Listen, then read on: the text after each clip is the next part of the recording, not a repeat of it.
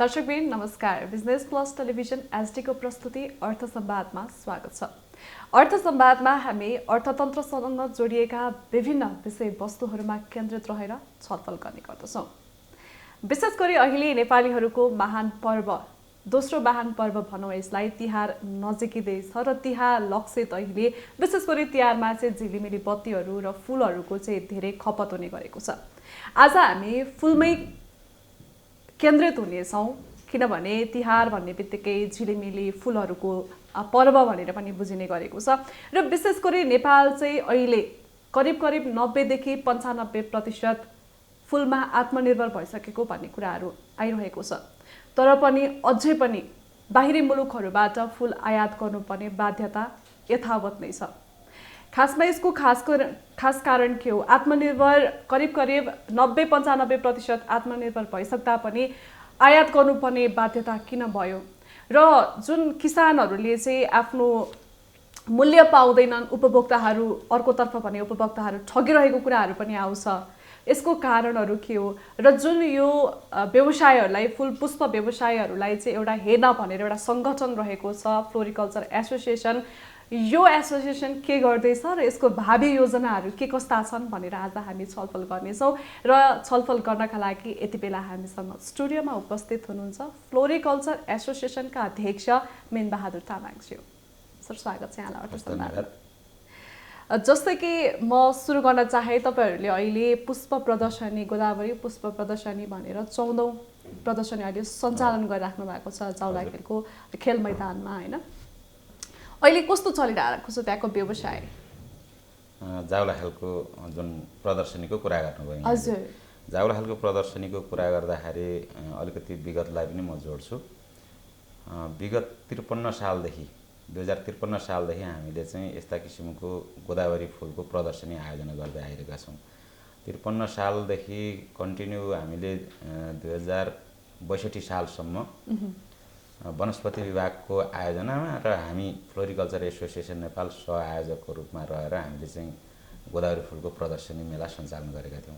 र 2063मा आइपुग्दाखेरि चाहिँ एक किसिमको राजनीतिक उथलपुथल भयो र त्यस पटक चाहिँ वनस्पति विभागले पनि पुष्प प्रदर्शनी आयोजना गरेन र हामीले पनि गर्न सकेनौँ। अब उहाँहरूले गर्नुहुन्छ भनेर हामीले बाटो हेऱ्यौँ, उहाँहरूले पनि गर्नु भएन। त्यस कारणले गर्दाखेरि एक वर्ष त्यो प्रदर्शनी रोकियो, कसले रोकियो।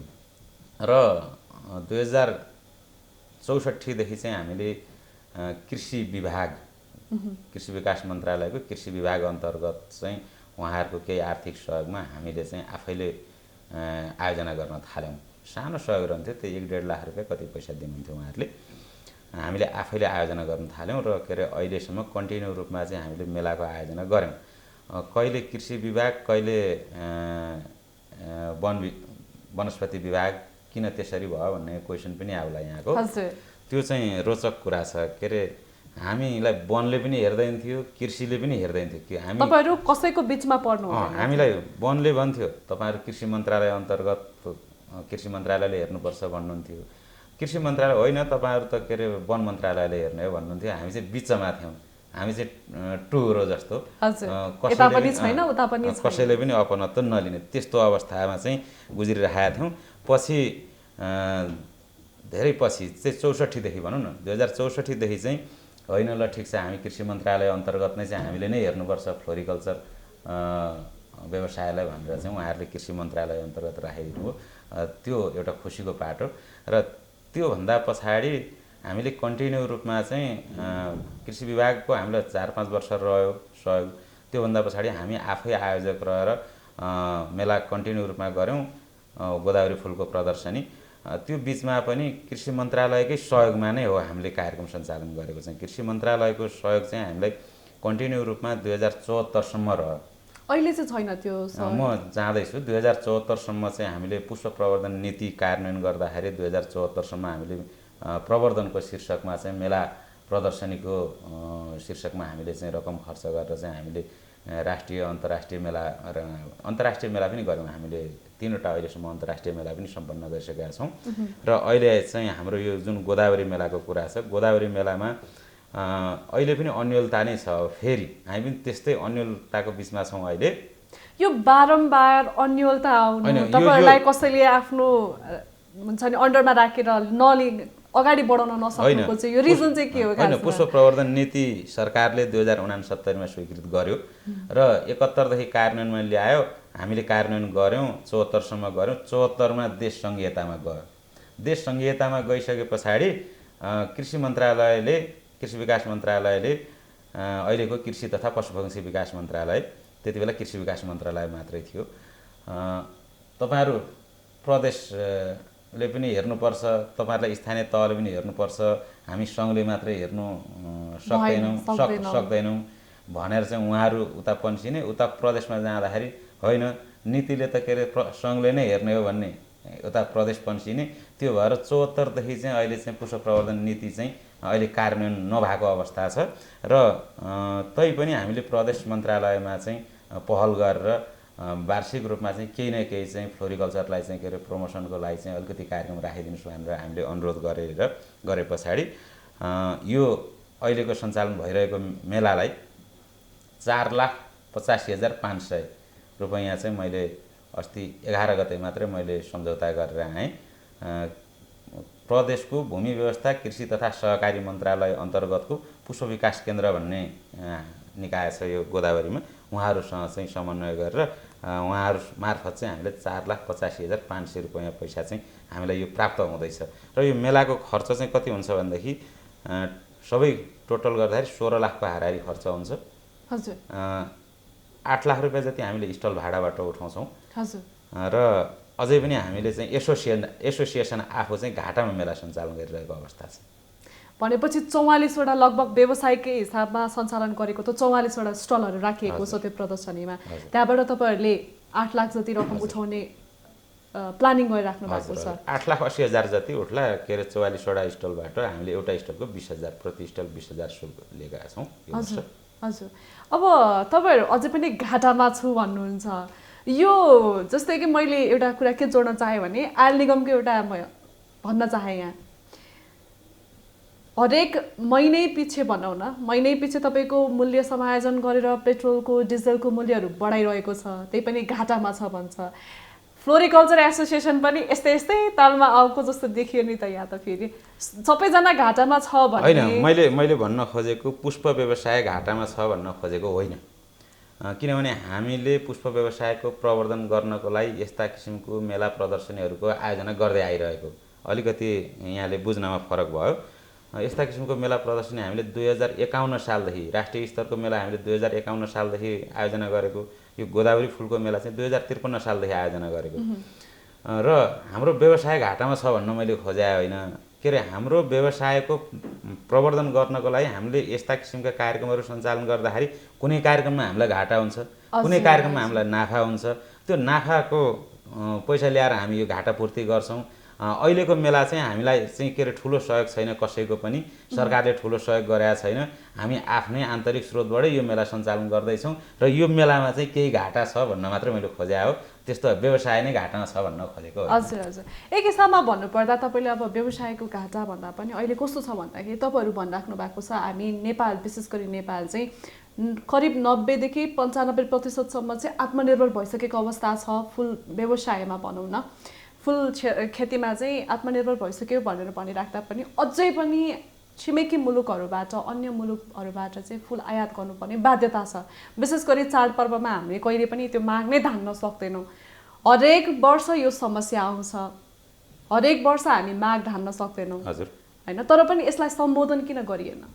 होइन, यसलाई सम्बोधन नगरेको होइन। अब के अरे हरेक वर्ष हाम्रो कस्तो छ भनेदेखि यो पुष्प व्यवसायको क्षेत्रमा चाहिँ हरेक वर्ष चाहिँ डिमान्ड बढ्दो छ।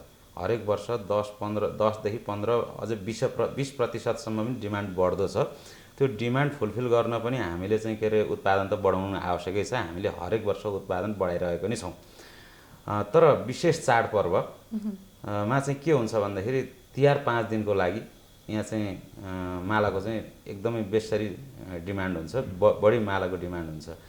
जस्तै भ्यालेन्टाइन डेमा 1 दिनको लागि चाहिँ गुलाबको डिमान्ड हुन्छ। र जाडो महिनामा चाहिँ हामी कहाँ यहाँ फुल अलिकति कम फुल्छ, त्यति बेला पनि चाहिँ के अरे डिमान्ड चाहिँ बढी हुन्छ। जस्तै मङ्सिर महिनामा त के अरे विवाह व्रतबन्धहरू बढी हुन्छ, त्यति बेला डिमान्ड बढी हुन्छ। हामी कहाँ फुल अलिकति कम सप्लाई गर्न सकिन्छ। हो, अलिकति कम फुल्छ चिसो मौसमको कारणले। त्यो गर्दाखेरि हामीले त्यो सिजनमा चाहिँ केही न केही फुलहरू आयात नगरिकन नहुने बाध्यता छ। म यहाँलाई रोक्न चाहे होइन, भण्डारण गरेर पनि त हामीले त्यसलाई अलिकति आपूर्तिलाई त माग पुरा गर्न सक्छौँ नि। भण्डारण गर्नलाई हामीले कुन फुललाई कति भण्डारण गर्न सकिन्छ भनेर हामीले अनुसन्धान पनि गरेर हेरेका छौँ। अन्य मुलुकहरूमा जापानमा कार्नेसन फुललाई चाहिँ 6 महिनासम्म पनि भण्डारण गर्न सकिन्छ भन्ने रिपोर्ट आएको छ। र हाम्रो यहाँ चाहिँ त्यस्तो किसिमको अब संरचना, त्यो भण्डारण गर्ने त्यस्तो किसिमको संरचना नभएको, हामीसँग त्यस्ता किसिमको चाहिँ केमिकलहरू नभएको कारणले गर्दाखेरि हामीले त्यस्तो धेरै लामो समयसम्म भण्डारण गर्दैनौँ। हामीले भण्डारण गर्ने भनेको कट फ्लावरको हकमा चाहिँ त्यही 1 महिना लगभग, त्यो पनि फुलको प्रकृति हेरेर। कार्नेसन हामी 1 महिना जति भण्डारण गर्न सक्छौँ, जरबेरा त्यो 20-22 दिनभन्दा बढी भण्डारण गर्न सक्दैनौँ। रोज पनि हामीले त्यही धेरै भनेको 15-20 दिनै हो भण्डारण गर्ने, त्योभन्दा बढी भण्डारण गर्न सक्दैनौँ। र सयपत्री फुलको मालाको कुरा गर्नुहुन्छ भने त 5-6 दिनभन्दा लामो समय भण्डारण गर्न सकिँदैन। सयपत्री फुलको मालालाई चाहिँ 5-6 दिन भण्डारण गरेर 5-6 दिनभित्रमा चाहिँ हामीले प्रयोगमा ल्याइसक्नुपर्छ। त्योभन्दा पछाडि हामीले प्रयोग गर्ने हो भने त्यो माला चाहिँ के अरे गुणस्तरहीन हुन्छ, त्यो माला कुहिसकेको हुन्छ। हेर्दा राम्रो देखिए पनि बाहिर निकाल्ने बित्तिकै त्यो कुहिसकेको हुन्छ। त्यस कारणले गर्दाखेरि हामीले भण्डारण गरेर चाहिँ त्यो डिमान्ड फुलफिल गर्ने भन्ने कुरा चाहिँ लामो समय भण्डारण नहुने भएको कारणले अलिकति असम्भव छ। अर्को कुरा के भन्दाखेरि यहाँले जुन 90-95 भन्नुभयो, 90-95 होइन 91% चाहिँ हामी आत्मनिर्भर छौँ र हामीले 9 देखि 10% जति चाहिँ आयात गरिरहेको अवस्था छ। त्यो आयात किन रोकिएन, किन चाहिँ तपाईँहरूले उत्पादन वृद्धि गर्नु भएन भन्ने यहाँहरूको क्वेसन छ। त्यो मात्रै होइन, आयात नरोकिनुमा एउटा ठुलो अर्को कुरा लुकेको छ। के छ भनेदेखि जति पनि हामीले यहाँ फुल उत्पादन गरिरहेका छौँ त्यो फुलको बिरुवाहरू चाहिँ हामीले तेस्रो मुलुकबाट ल्याइरहेका छौँ।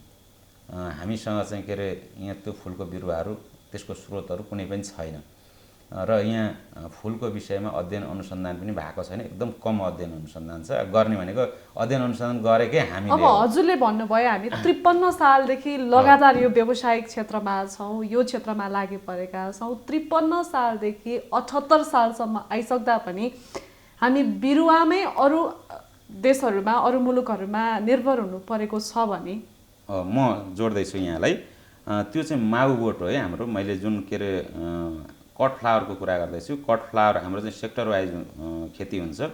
कट फ्लावरको बिरुवाहरू चाहिँ टिस्यु कल्चरको बिरुवा चाहिँ जति पनि बिरुवाहरू अहिले नेपालमा आइरहेका छन् त्यो चाहिँ जम्मै तेस्रो मुलुकबाट आइरहेका छन्। केही बिरुवाहरू भारतबाट पनि आइरहेका छन्। भारतले चाहिँ सुरु गरिसकेका छ टिस्यु कल्चर प्रविधिको बिरुवा निकालेर के अरे फुल खेती गर्न।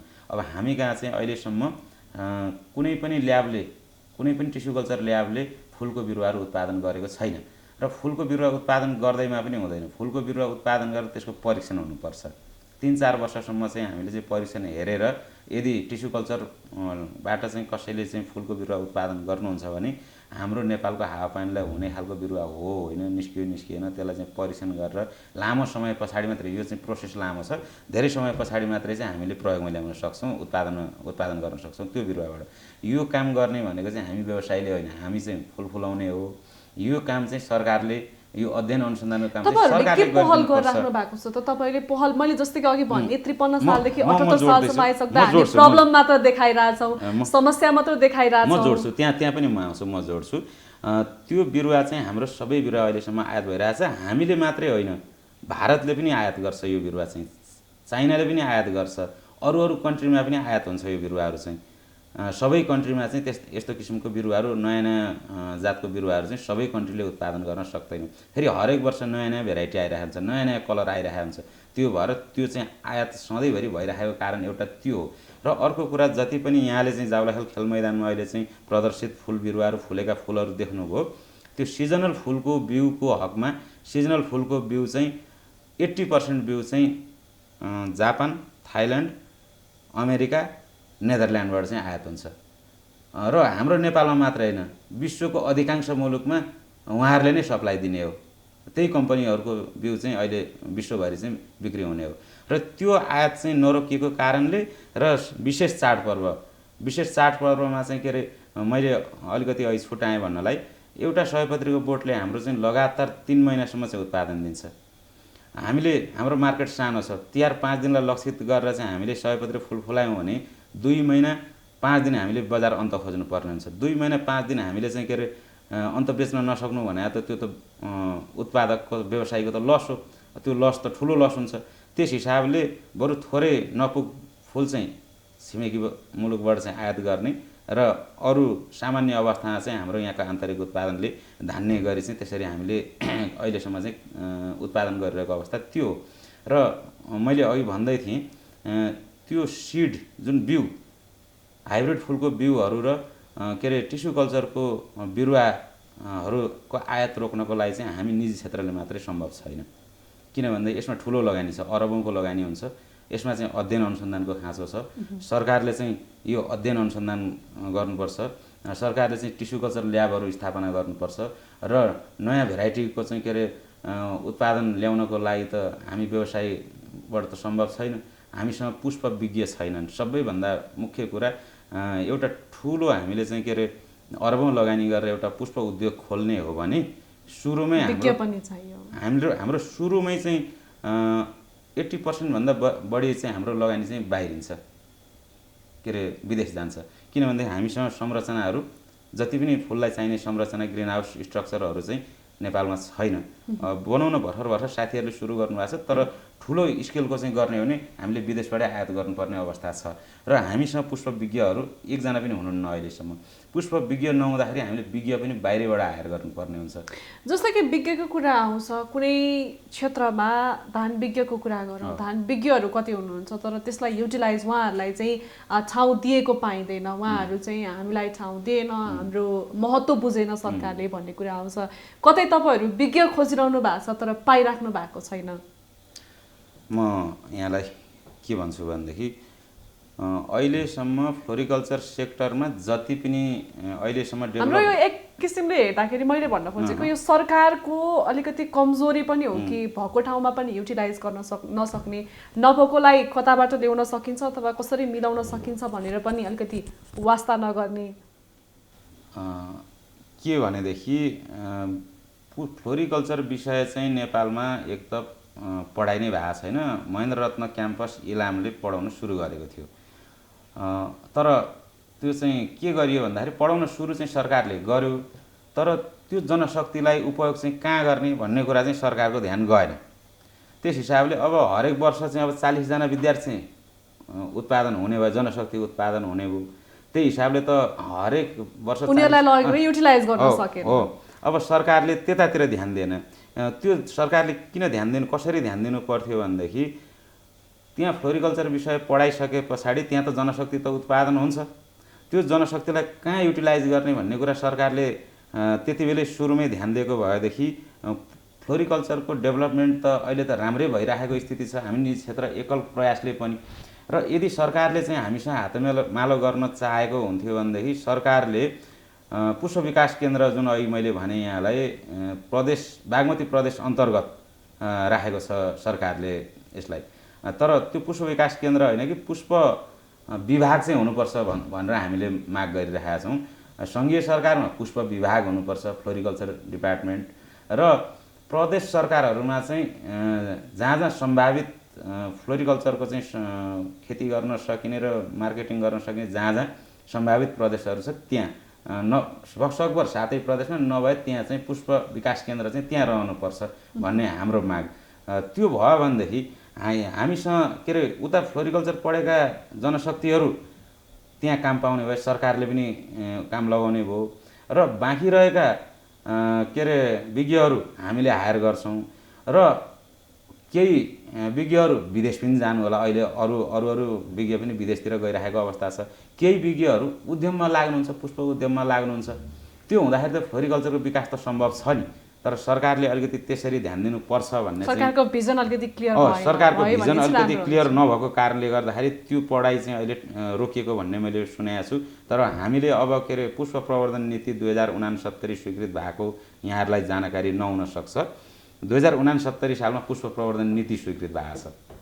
त्यो पुष्प प्रवर्धन नीति हामीले 2071 देखि 2074 सम्म हामीले कार्यान्वयन गऱ्यौँ। मैले अघि पनि भने त्यो नीति चाहिँ अहिले कार्यान्वयन नभएको अवस्था छ 2074 देखि त्यो नीतिलाई चाहिँ हामीले परिमार्जन गर्न आवश्यक छ र हामीले अहिले चाहिँ के अरे सम्बन्धित निकायहरूसँग चाहिँ यो तिनै तहको सरकारलाई छुने गरी चाहिँ नीति परिमार्जन गर्नुपर्छ भनेर चाहिँ हामीले चाहिँ के अरे पहल कदमी प्रतिक्रियाहरू कस्तो आइरहेछ तपाईहरुको? प्रतिक्रिया यस्तो छ, सचिवज्यू पोजिटिभ हुनुहुन्छ। सचिवज्यूसँग मैले हिजो मात्रै पनि कुरा गरेँ, त्यो चाहिँ सचिवज्यू मार्फत हुँदै कृषि तथा पशुपन्छी विकास मन्त्रालयमा जान्छ र कृषि तथा पशुपन्छी विकास मन्त्रालयले मन्त्री परिषदमा पेश गर्नुहुन्छ र त्यहाँबाट चाहिँ परिमार्जन भएर आउने हो र हाम्रो अहिले चाहिँ सम्बन्धित निकायहरू चाहिँ हामीसँग पोजिटिभ नै हुनुहुन्छ।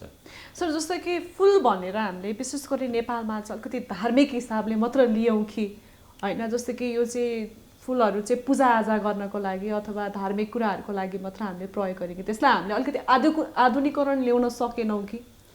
यस्तो छ, अब सुरुमा त अब के अरे धार्मिक हिसाबले मात्रै प्रयोग भएको फुल, अब त्यति बेला सुरुमा चाहिँ अब हामीले 2011 सालबाट चाहिँ यसको व्यावसायिक रूपमा चाहिँ खेती सुरु भएको, सामान्य रूपमा चाहिँ सुरु भएको चाहिँ हामीले पाउँछौँ र त्योभन्दा अगाडि चाहिँ अब धार्मिक रूपले मात्रै प्रयोग भएको नै पाइन्छ र धार्मिक र अहिले चाहिँ के अरे व्यावसायिक अब दुईटै हिसाबले प्रयोग भएको पाइन्छ। अब मान्छे जन्मिँदादेखि मर्दासम्म अब दुःख पर्दा सुख बाँड्दा खुसी हुँदा दुःख पर्दा हरेक बेलामा चाहिँ अहिले फुलको चाहिँ साटासाट हुने, फुलको गुच्छा दिने, अब के अरे प्रत्येक अलिक समृद्ध परिवारको चाहिँ प्रत्येकको चाहिँ भान्सामा चाहिँ के अरे फुलको भास हुने, के अरे बैठकमा फुलको भास हुने प्रयोग बढ्दो छ। तर जति आधुनिकता ल्याउनु पर्ने थियो अथवा ल्याउन सकिन्थ्यो होइन, त्यो चाहिँ आएको छैन। सायद त्यो आएको भएछ अलिकति रोजगारी नेपालमा कम सृजना गर्न हो। तपाईँले भनेको कुरा एकदम सही हो। नेपालमा चाहिँ के छ भन्दाखेरि एकदमै कम बिस्तारो मात्रै ग्रोथ हुँदैछ। यो उपभोक्ताहरू चाहिँ बिस्तारै मात्रै बढ्दै गइराख्नु भएको छ, वात्तै चाहिँ त्यस्तो बढेको स्थिति छैन। अरू देशहरूको चाहिँ तपाईँले हेर्नुहुन्छ भनेदेखि फुलले नै अर्थतन्त्र धानेको देशहरू पनि छ, फुलकै व्यापारले मात्रै अर्थतन्त्र धानेको देशहरू पनि छ। पुरै नभनौँ अब 50% भन्दा बढी चाहिँ फुलले धानेको देशहरू पनि यहाँले चाहिँ देख्न पाउनुहुन्छ। तर हामी कहाँ चाहिँ के छ भन्दाखेरि फुललाई चाहिँ होइन, यो त के अरे यसो मागेर चलाउँदा नि चलिहाल्छ, छिमेकी कहाँ माग्दाखेरि भइहाल्छ, छिमेकी कहाँ फुलिरहेको छ त्यहाँबाट टिपेर ल्याउँला चलाउँला पूजा गरौँला भन्ने त्यस्तो किसिमको एउटा बानी सुरुदेखिको त्यो बानी विकास भएको कारणले गर्दाखेरि अहिलेसम्म चाहिँ अलिक व्यावसायिक चाहिँ नभएको हो कि भन्ने जस्तो चाहिँ देखिन्छ। तर के छ भने जहाँ जहाँ सहरीकरण अहिले चाहिँ बढिरहेको छ, सहरको चाहिँ विकास भइरहेको छ, त्यो प्रदेशमा र जहाँ चाहिँ के अरे अब नयाँ चाहिँ के अरे सहरहरू चाहिँ बढ्दै गइरहेको छ, त्यहाँ चाहिँ के अरे पुष्पको चाहिँ फ्लोरिकल्चरको चाहिँ त्यहाँ सँगसँगै त्यो सहरीकरण सँगसँगै फ्लोरिकल्चरको नि कारोबार बढ्दै गइरहेको आँकडा हामीसँग छ। र अहिले काठमाडौँको देशैभरको कुरा गर्ने हो भने फ्लोरिकल्चर हामीले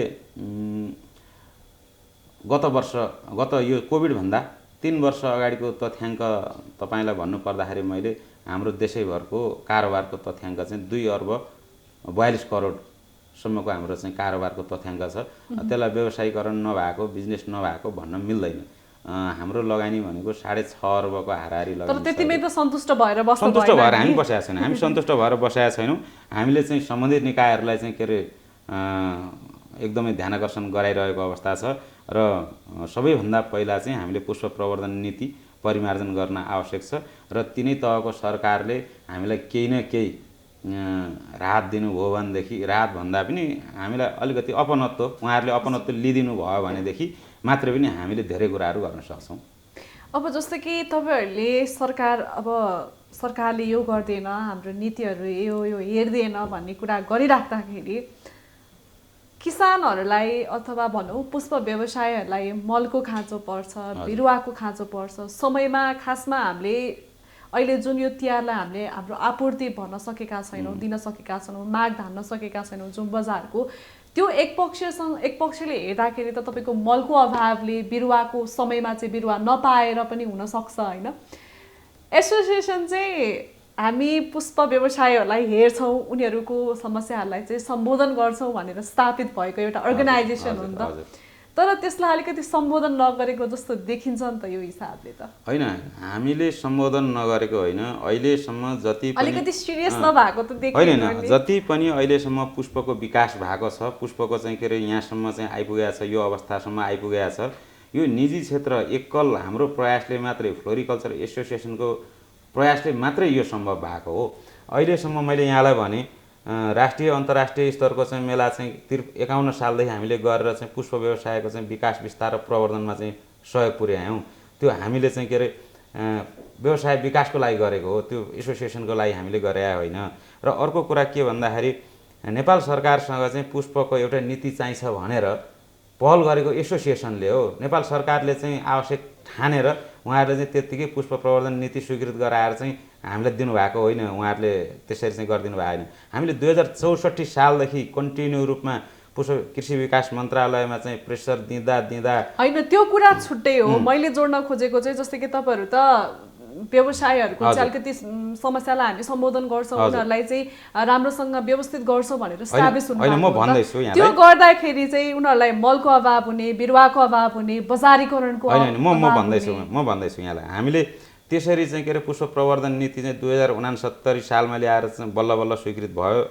पुष्प प्रवर्धन नीति स्वीकृत भए पछाडि चाहिँ लगभग हामीले नेपाल सरकारको चाहिँ 10 करोड जति बजेट प्राप्त गऱ्यौँ 71देखि 74सम्म। त्यो 10 करोड बजेटमा चाहिँ हाम्रो पुष्प व्यवसायीहरूको अर्को 7 करोड जति पैसा हामीले प्लस गऱ्यौँ र 17 करोड बराबरको चाहिँ हामीले चाहिँ अहिले चाहिँ जति पनि यो फ्लोरिकल्चरको चाहिँ अहिले ठुला ग्रिन हाउसहरू छन्, त्यो ग्रिन हाउसहरू बनेको भनेको हाम्रो पूर्वाधार त्यतिन्जेलसम्म एकदम कमजोर थियो, बाँसको टनेलहरू थियो हामीसँग।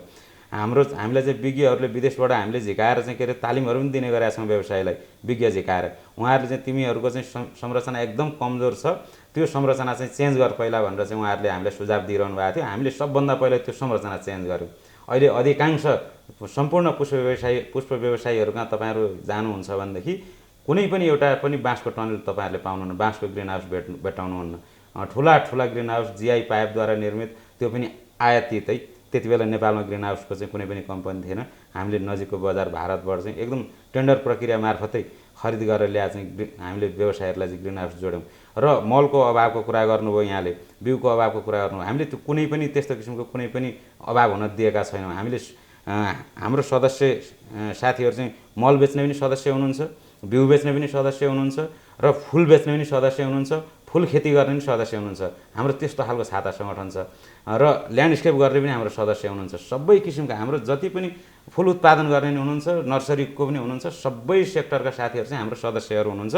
र हामी चाहिँ उहाँहरूलाई चाहिँ एकै ठाउँ राखेर कसको समस्या के हो चाहिँ सबै हामी चाहिँ सुन्छौँ र प्राथमिकता के हो, प्राथमिकताका आधारमा हामी काम गर्छौँ। जस्तै फुल उत्पादन हुन्छ, अब अहिले लुम्बिनी प्रदेशमा चाहिँ अलिकति फुल बढी उत्पादन भयो, 1 लाख जति माला बढी हुने भयो भनेर चाहिँ हामीलाई फोन आइरहेको छ। हामीले मार्केट लिङ्केज गराइदिन्छौँ। हाम्रो एसोसिएसनको सदस्य साथीहरू चाहिँ फुलको होलसेलरको चाहिँ काम गर्नुहुन्छ, फलानु होलसेलमा लगेर चाहिँ दिनुहोस्, त्यहाँ चाहिँ के अरे तपाईँको फुल बिक्री हुन्छ भनेर हामीले मार्केट लिङ्केज गराइदिइरहेका हुन्छौँ। हामीले एसोसिएसनमा चाहिँ त्यत्तिकै बसेर हाम्रो व्यवसायलाई सेवा सुविधा नै नदिनु भएको भनेको होइन, तर सबैको पहुँचमा अलिकति पुग्न सकेको छैन भनेर पहुँचमा त अब यस्तो हुन्छ।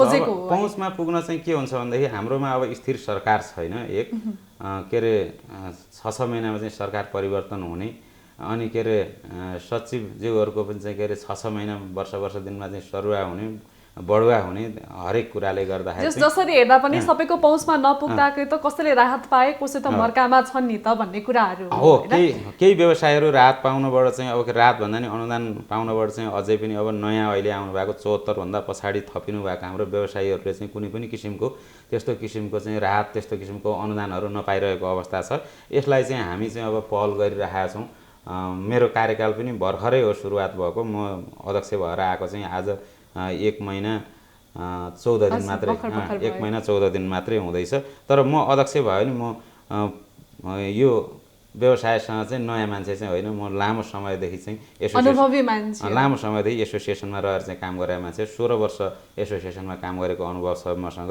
र मैले सरकारी निकायहरूसँग पनि म कोषाध्यक्ष र महासचिव हुँदाखेरि मेरै म सहितको टोलीले नै चाहिँ नेतृत्व गरेर चाहिँ हामीले चाहिँ के अरे पुष्प नीति स्वीकृत गराउनेदेखि लिएर सरकारको चाहिँ ध्यानाकर्षण गराउनेदेखि लिएर त्यस्ता किसिमका कार्यक्रमहरू सञ्चालन गर्ने टोलीमा पनि म आफू पनि थिएँ, आफू पनि इन्भल्भ थिएँ। त्यस कारणले गर्दाखेरि मलाई त्यो अनुभवले गर्दा पनि अब फेरि पनि म सरकारसँग चाहिँ लबिङ गर्न सक्छु, के अरे सरकारसम्म पुग्न सक्छु, आफ्नो सम्बन्धित निकायमा गएर आफ्नो कुरा राख्न सक्छु र त्यहाँ गएर चाहिँ आफ्ना भनाइहरूलाई चाहिँ के अरे हाम्रो व्यवसायीहरूको दुःखलाई चाहिँ त्यहाँ पोखेर त्यस पछाडि चाहिँ पुष्प प्रवर्धन नीतिलाई चाहिँ परिमार्जन गरेर र चाहिँ हामीले चाहिँ एसोसिएसन मार्फत चाहिँ हामी सम्बोधन गर्न सक्छौँ भन्ने आँटका साथ चाहिँ हामी अगाडि बढेका छौँ। सर, जस्तै कि अब हामी समयको अन्त्यमा पनि आइसकेका छौँ। अन्त्यमा आइसक्दाखेरि चाहिँ जुन यो गोदावरी पुष्प प्रदर्शनी भइरहेको छ, यसबाट चाहिँ तपाईँहरूले 50 लाख रुपियाँ चाहिँ सङ्कलन गर्ने एउटा आँकडा बनाउनु भएको थियो होइन? अहिलेसम्म कति सङ्कलन भयो र कति हुने आशामा हुनुहुन्छ तपाईँहरू समग्रमा भन्नुपर्दा? र तपाईँहरूको अब भावी योजना यो पुष्प व्यवसायहरूलाई चाहिँ अगाडि बढाउने, अब जस्तै कि हामीले आत्मनिर्भर भइराख्दाखेरि चाहिँ अबको दिनहरूमा चाहिँ हामीले निर्यात आयात गर्नु नपर्ने अवस्था आउने चाहिँ कहिले होला भनेर तपाईँहरूले समग्रमा उनीहरूको हितको लागि चाहिँ अब यो एसोसिएसनको चाहिँ फ्लोरिकल्चर एसोसिएसनको चाहिँ भावी योजना के छ भनेर छोटकरीमा भनिदिनुहोस्। हस्, यो 4 दिन 12 गतेदेखि 15 गतेसम्ममा चाहिँ 4 दिनमा चाहिँ 50 लाख बराबरको चाहिँ कारोबार हुन्छ भन्ने हाम्रो अनुमान थियो र 35,000 भन्दा बढीले अवलोकन गर्नुहुन्छ भन्ने चाहिँ हाम्रो अनुमान थियो। तर हिजो र 12 गते र 13 गते 12 गते र 13 गतेको व्यापारको डाटा हेर्दाखेरि चाहिँ हाम्रो अनुमान चाहिँ फेल खाने देखिएको छ। हामीले 50 लाखको कारोबार भन्यौँ। यो कारोबार किन बढ्यो भन्ने कुरा चाहिँ गत वर्ष हामीले कोभिडको कारण चाहिँ हामीले यस्तो किसिमको मेला गर्न सकेनौँ, सरकारले बन्देज लगाएको कारणले गर्दाखेरि। हामीले अपेक्षा गरे भन्दा चाहिँ अलिकति बढी नै 12 गते हामीले समग्रमा 50 लाख अपेक्षा गरेको, 12 गते नै हाम्रो 13 लाख बराबरको चाहिँ कारोबार भएछ र 13 गतेको दिन चाहिँ 30,50,000 बराबरको कारोबार भएछ। अर्थात् 43,50,000 2 दिनकै कारोबार भइसक्यो। अब अझ 2 दिन बाँकी छ। 2 दिन बाँकी हुँदा चाहिँ आजको र भोलिको कारोबार चाहिँ हामीले अनुमान गरेको चाहिँ अब हिजो र अस्तिको तुलनामा गर्दाखेरि चाहिँ भोलि 17 लाख, आज 17,50,000 र भोलि चाहिँ 15,50,000 जति चाहिँ कारोबार हुन्छ भन्ने हामीले अनुमान गरेका छौँ। तर यो अनुमान चाहिँ नमिल्न नि सक्छ, थोरै घट्न नि सक्छ, थोरै बढ्न नि सक्छ। तर अगाडिको हाम्रो अनुमान चाहिँ मिलेको छैन।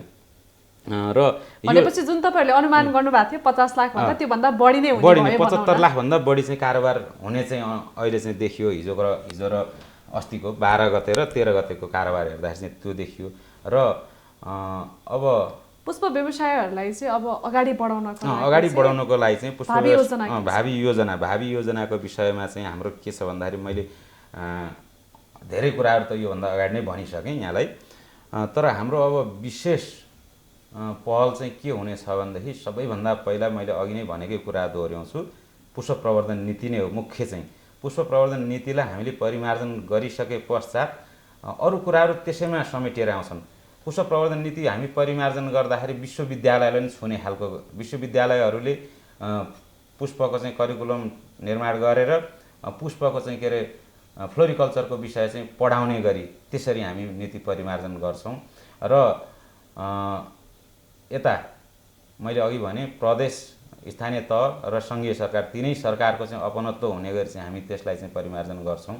र त्यो परिमार्जन गरिसके पछाडि अब आयो लगानीको पाटो।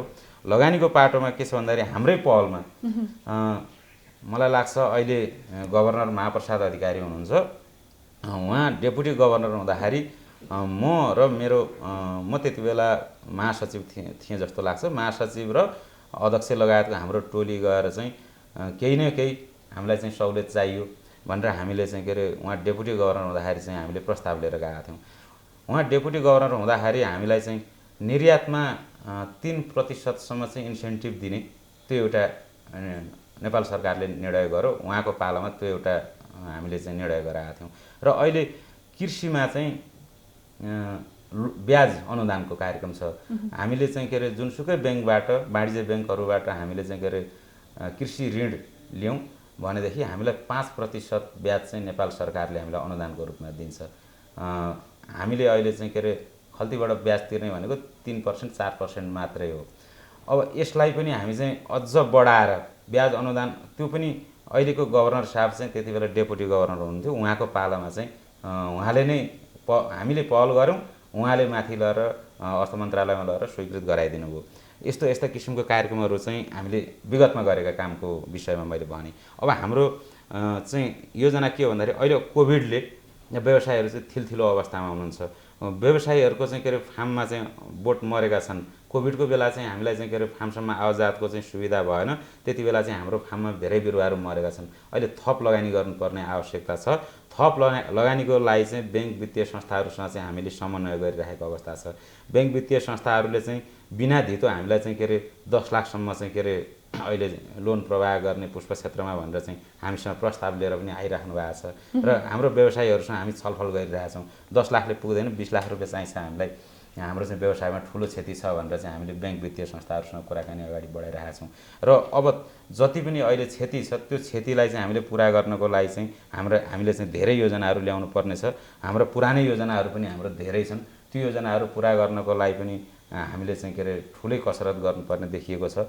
यो कोभिडको महामारीले गर्दाखेरि चाहिँ एकदम यो 2 वर्ष चाहिँ हामी चाहिँ एकदम शिथिल एकदम शिथिल अवस्थामा थियौँ। अहिले अब बजार चलायमान भएको छ। 5-6 महिनादेखि चाहिँ पुष्पको चाहिँ व्यापार राम्रै छ। त्यस हिसाबले गर्दाखेरि अब हामीले व्यवसायीहरूलाई चाहिँ दिने भनेको नयाँ कार्यक्रमहरू, सरकारसँग लबिङ गर्ने र नयाँ कार्यक्रमहरू चाहिँ ल्याउने र अहिले यहाँले भनेको क्वेसन मैले अलिकति छुट्याएँ, निर्यातमा जानुपर्ने आवश्यकता छ। हाम्रो आयात हाम्रो अलिकति अझै केही वर्ष रहन्छ। हाम्रो निर्यात बढ्नु भनेको आयात घट्नु हो। हाम्रो निर्यात पनि सँगसँगै हुने र आयात पनि सँगसँगै हुने हो भने त्यो आयातलाई ठुलो मान्न पर्दैन, किनभने सरकारले अलिकति ध्यान दिने हो र अलिकति ठुलो लगानी चाहिँ गर्ने हो भनेदेखि हामी कन्टिन्यू रूपमा निर्यात गर्न सक्छौँ। त्यो निर्यात गऱ्यौँ भने त्यो 5-10% आयात भनेको त्यो त्यसै न्यून जस्तो देखिन्छ। त्यस कारणले गर्दाखेरि अब सबैभन्दा पहिला त सरकारकै ध्यान आकृष्ट गराउन चाहन्छौँ हामी र व्यवसायीहरूको हकहितको लागि नै काम गर्ने भनेर खोलिएको संस्था 2049 सालमा चाहिँ हाम्रो पूर्वजहरूले चाहिँ स्थापना गर्नुभएको संस्था, त्यसलाई चाहिँ हामीले निरन्तर रूपमा यहाँसम्म ल्याइरहेका छौँ र हामी भोलिन्टियर रूपमा काम गरिरहेका छौँ। फेरि यहाँहरूलाई यो पनि म जानकारी गराउन चाहन्छु, हामीले संस्थाबाट 1 रुपियाँ पैसा लिँदैनौँ। हामीसँग संस्थासँग 1 रुपियाँ पैसा पनि हुँदैन। हाम्रो सामाजिक संस्था हो। भोलिन्टियर रूपमा चाहिँ हामीले चाहिँ व्यवसाय विकासको लागि, विस्तारको लागि र प्रवर्धनको लागि चाहिँ हामी हाम्रो विवेकले भ्याएसम्म चाहिँ अझै पनि थप काम गरेर यो व्यवसायलाई चाहिँ उच्च स्थानमा पुर्याउने चाहिँ प्रण गर्दछौँ। हस् सर, समयको लागि धेरै धेरै धन्यवाद। हस्, धन्यवाद। दर्शकबिन, अर्थतन्त्रसँग जोडिएका विविध विषय वस्तुहरू लिएर म फेरि पनि उपस्थित हुने नै छु। त्यति बेलासम्मको लागि पनि बिजनेस प्लस टेलिभिजन HD हेर्दै रहनुहोला। Business plus, business first. नमस्ते।